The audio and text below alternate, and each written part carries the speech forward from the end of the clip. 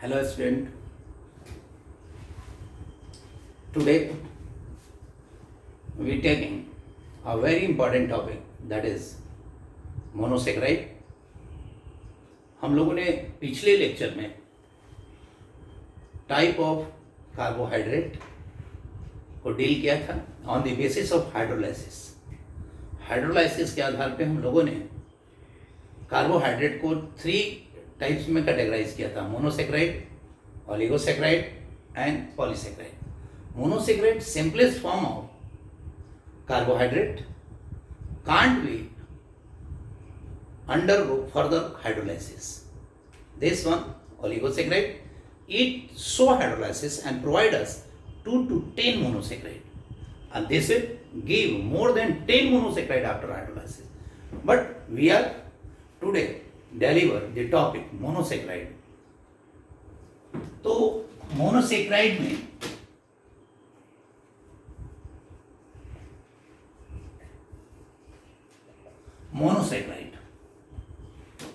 Monosaccharide chemically अगर हम देखते हैं केमिकली तो it is polyhydric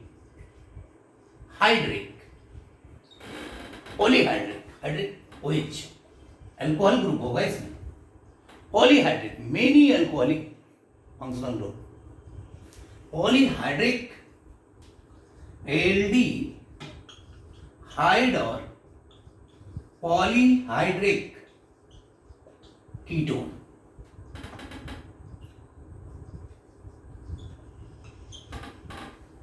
It is polyhydric aldehyde or polyhydric ketone which not so further hydrolysis, जिसे अब फर्दर हाइड्रोलाइसिस नहीं कर सकते। मतलब यहां पे 2 चीज ध्यान में रखना है कि ये एल्डिहाइड है और ये कीटोन है, ये दोनों रहेगा इसमें। इसके साथ क्या रहेगा? पॉलीहाइड्रिक यानी OH ग्रुप बहुत सारा रहेगा।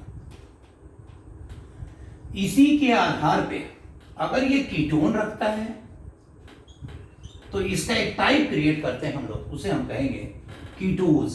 क्या कहेंगे? कीटोज। जिसमें कीटोन पाया जाएगा उसे हम कीटोज, वो मोनोसेक्राइड।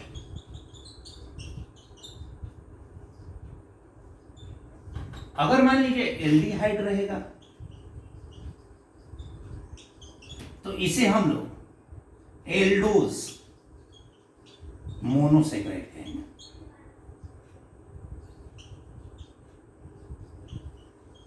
अब ये देखिए, माने अब इस 2 कैटेगरी में हो गया कि पहले तो मोनोसेक्राइड क्या होता है?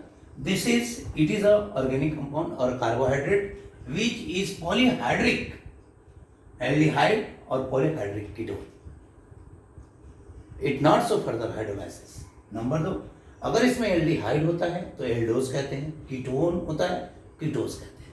यानी मोनोसेक्राइड के 2 टाइप्स हो गए, कीटोज एंड एल्डोज। तो सबसे पहले हम लोग इसको देखते हैं कि कीटोज क्या है, एल्डोज क्या है। तो देखिए,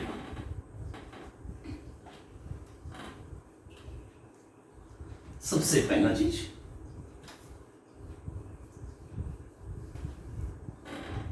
कि aldose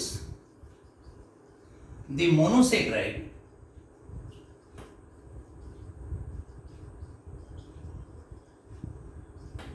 which contain CHO, that is aldehyde at C1 position. जैसे एग्जाम्पल इसका अगर हम लेते हैं, जैसे ग्लूकोज ले लेते हैं तो ये CH2OH। अब ये देखिए 1 2 3 4 5 and 6 and this is CHO and OH H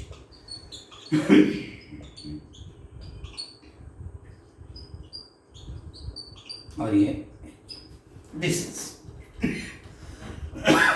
it contain CHO at C1 position. अगर यही चीज अगर मैं कीटोज लेता तो the monosaccharide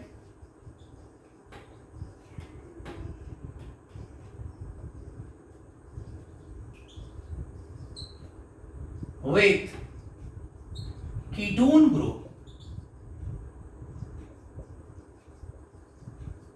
at C2 position, मतलब इसमें C2 पोजीशन पे आपका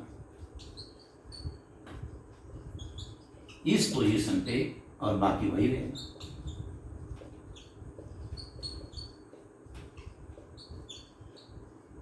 अब ये देखिए 1 2 3 4 5 और ये 6, यानी this is if we discuss this one edge on, तो देखिए बेटा दिस इज एल्डिहाइड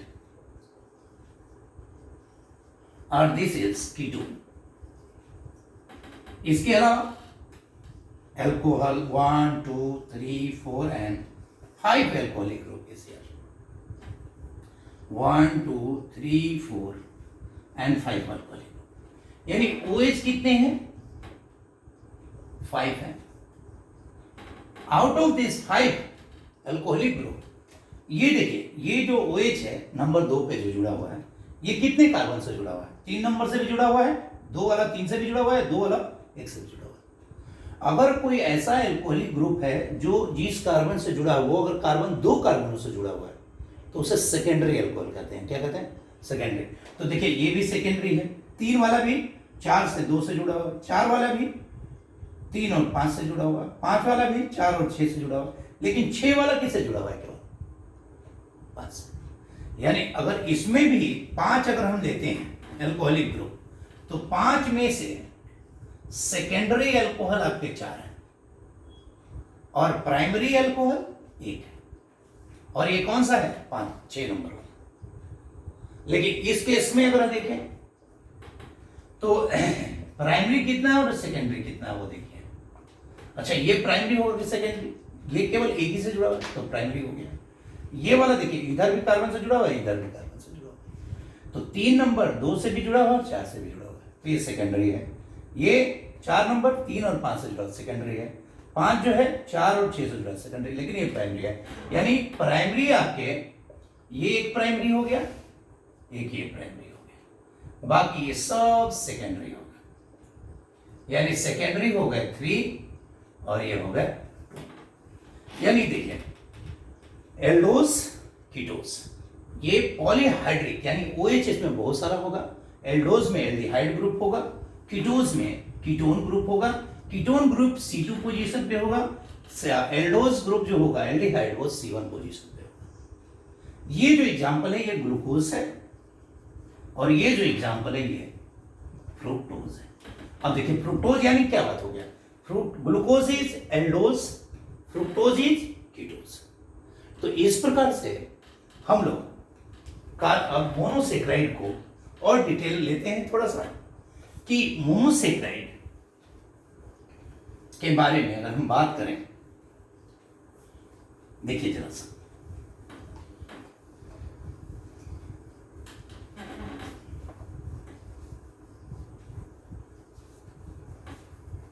देखिए बेटा सबसे पहली बात जो हम लोग देखते हैं कि जनरल फॉर्मूला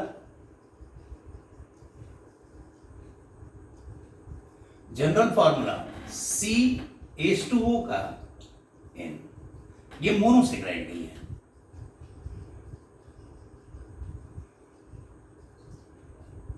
और N का वैल्यू क्या हो सकता है 3 to 7, यानी 3 हो सकता है 4 हो सकता है 5 6 7 तक जा सकता है। अब देखिए 3 कार्बन लेंगे तो क्या फॉर्मूला बनेगा C3H6 तो 3। इस प्रकार से हम लोग C3 4 5 6 डिफरेंट डिफरेंट के लिए हम एक चार्ट के सहारे इसको पढ़ेंगे। अब चार्ट हम बनाते हैं, उस पर सारा डिस्क्रिप्शन देते हैं कि कैसे फॉर्मूला बनता है और किस प्रकार के वो आपका उसका नाम रखा गया है। तो सबसे पहले हम एक चार्ट बनाएंगे। चार्ट में हम लोग सीरियल नंबर, फिर यहां पे लेंगे हम नंबर ऑफ कार्बन, फिर लेंगे फॉर्मूला,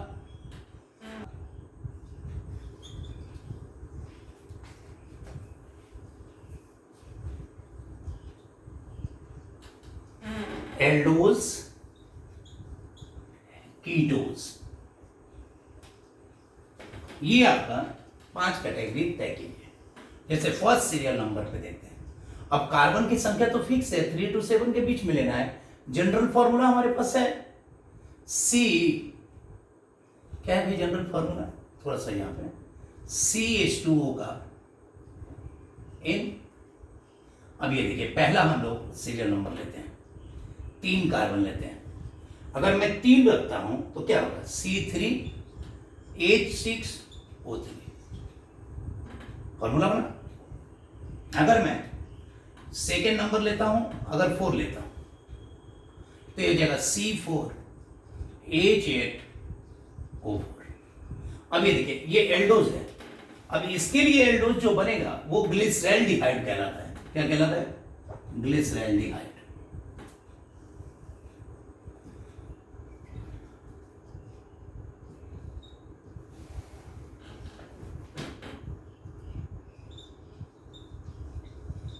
ग्लिसरैल्डिहाइड। और अगर जो कीटोन बनता है इसके लिए, उसे बोलते हैं डाइहाइड्रोक्सी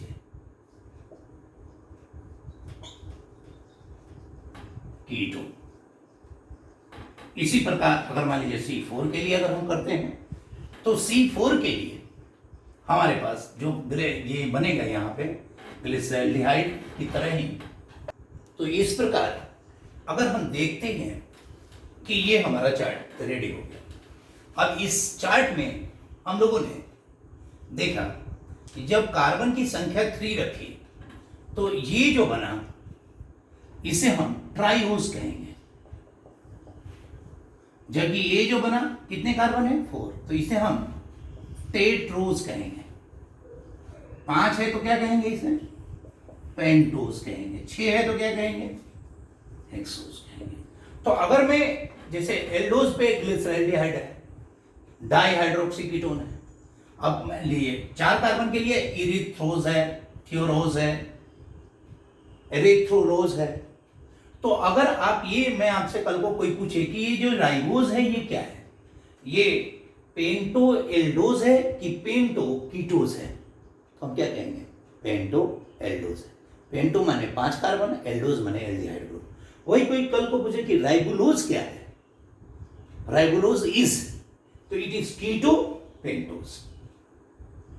अगर कोई मुझसे पूछेगा कि मैनोज क्या है, तो मैनोज इज एल्डो एक्सोज, एल्डो एक्सोज, यानी एल्डिहाइडिक ग्रुप के साथ यहां पे आपका ये है आपकी स्थिति।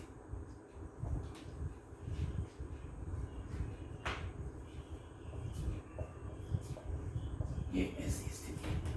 तो ये आपके पास पूरा पैटर्न आ रहा है कि आपके पास ये सारे मोनोसेक्राइड के टर्म्स हैं। कि जैसे अगर कल पूछा जाए कि फ्रुक्टोज क्या है, तो फ्रुक्टोज इज कीटो एक्सोज। अब इसको मैं इनके डायग्राम्स के आधार पे, स्ट्रक्चर्स के आधार पे मैं इसको डील करता हूं। स्ट्रक्चर्स डायग्रामेटिकली इनका स्ट्रक्चर हम आपको सॉल्व करते हैं।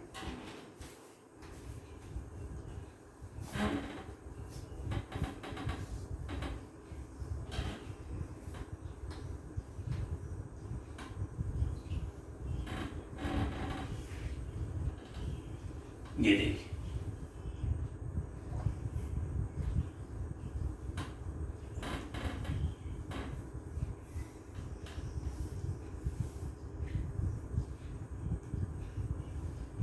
अगर हम ट्रायोज ही ले लेते हैं, यानी C3H6O3। तो इसका दो फॉर्म होगा, एक होगा एल्डोज और एक होगा कीटोज। इसमें कहा गया है कि C1 पोजीशन पे एल्डिहाइड होना चाहिए, और इसमें कहा गया है कि C2 पोजीशन पे कीटोन होना चाहिए। हम बिल्कुल ऐसा ही कहेंगे, ट्राई माने 3 कार्बन है, इसमें भी 3 कार्बन कर लीजिए, और 3 कार्बन करने के बाद फर्स्ट पोजीशन पे हम CHO कर देते हैं, और इसमें सेकंड पोजीशन पे अब बाकी जो फॉर्मूला है वो यही है। तो अब आप इसकी वैलेंसी कर दीजिए, तो CH2OH OH। अगर मैं इसकी बात करूं तो ये भी CH2OH और ये भी CH2OH। तो ये आपका ग्लिसरॉल्डिहाइड है,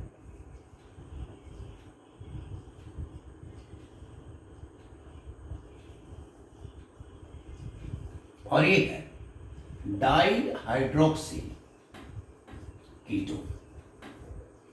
इस प्रकार से ये डाइहाइड्रोक्सी कीटोन है और वो ग्लिसरॉल्डिहाइड। अगर मैं ये पेंटोज ले लेता हूं, मान लीजिए कि मैं इसको पेंटोज ले लेता हूं, तो पेंटोज भी हम बना सकते हैं। पेंटोज में अगर हम देखें तो बहुत सिंपल सा है, पेंटोज C5O5। तो इसका एक एल्डोज होगा, इसका एक कीटोज होगा, तो 5 कार्बन आप क्रिएट कीजिए। अब ये एल्डोज बनाना है तो ये CHO तो रहेगा, और कीटोज बनाना है तो C2 कार्बन पे ये रहेगा। अब ये देखिए CH2OH OH H OH H H और ये OH, ये जाइलोज है, सॉरी ये राइबोज है, राइबोज। और ये अगर मान लीजिए CH2OH ये कर देते हैं, CH2OH ये कर देते हैं, ये OHH OHH, तो इसको हम लोग राइबोलोज कहते हैं, राइबोलोज। ये राइबोज है और ये राइबोलोज है। अब ये देखिए, 2 बातें मैं आपको बताना चाहता हूं। पहली बात तो ये कि देखिए इनका फॉर्मूला सेम है, C5H10O5, लेकिन इनका इंटरनल जो है एटॉमिक मॉलिक्यूलर अरेंजमेंट डिफरेंस है। इसकी वजह से इसके 2 अलग अलग नाम, इनकी प्रॉपर्टीज अलग अलग है, ये दोनों अलग अलग कंपाउंड है। तो ये बात देखना, और ये अपनी मर्जी से आप इधर उधर नहीं कर सकते कि ये OH कभी इधर लिख दिया उधर, नहीं, this are restricted. And if we change the position of this hydroxy या hydric group, the name will change, the property will change, the optical behaviour will change. Optical behaviour से जुड़ा हुआ जितना भी पॉइंट है उसको हम अगले वीडियो में लेंगे, that is very important videos. तो उसमें हम उसके बारे में बात करेंगे कि कोई भी कंपाउंड कहीं ये OH कभी इधर है उधर है, कैसे ये चेंज हो रहा है, उससे क्या प्रॉपर्टी में चेंज हो रहा है, उसके बारे में चर्चा करेंगे। अभी एक और एग्जांपल अगर हम लेते हैं जो सबसे कॉमन है हेक्सोज का। हेक्सोज सबसे ज़्यादा आता है क्योंकि ज़्यादातर जो हमारे नेचर में पॉलीसेक्राइड्स हैं या तो वो पेंटोज से कंस्ट्रक्ट हुए हैं या हेक्सोज से, और हेक्सोज में भी सबसे ज़्यादा ग्लूकोज से। तो हेक्सोज यानी C6H12O6। अब देखिए इसका एल्डोज देखते हैं, CCCCCCH2OH। अभी देखिए CHO, अभी देखिए OH H OH H H OH OH, और ये सभी जानते हैं कि ग्लूकोज है। लेकिन what will happen if we rotate the position on this position of this one? तो अब ये क्या हो जाएगा, C और ये CH2OH। अब ये देखिए OH H OH H H OH H और ये OH। अब ये देखिए आपके पास जो आ रहा है, अब इसको हम लोग जरा सा समझें कि ये क्या है। तो ये आपका मैनोज है। अब ये देखिए नाम ही चेंज हो गया, इसकी कुछ प्रॉपर्टीज भी चेंजेस हो गई। तो ये कैसे हो रहे, ये ऑप्टिकल बिहेवियर जानने के बाद ही हम लोग चर्चा में लेंगे। अगर मान लीजिए कि इसका कीटोज होता, तो कीटोज में CCCCC, CH2OH, CH2OH। अब ये देखिए ये स्ट्रक्चर वेरी कॉमन है, हम लोग जानते भी हैं, ड्रॉ भी कर चुके हैं। ये आपका फ्रुक्टोज है। तो इसी प्रकार और भी है जो हेक्सोज के लिए स्ट्रक्चर एग्जिस्ट करते हैं। इस फॉर्मूले के लिए तो 16 स्ट्रक्चर, 16 कंपाउंड एग्जिस्ट करते हैं नेचर में। तो इसके बारे में और भी चर्चाएं करेंगे हम लोग और अपने नेक्स्ट वीडियो में। तो आप लोग इस को बार बार देखें, समझने की कोशिश करें, बार बार रिवाइज करते रहें। इससे जुड़े हुए प्रैक्टिस जो क्वेश्चन दिए गए हैं उनको सेट में लीजिए। Thank you, best.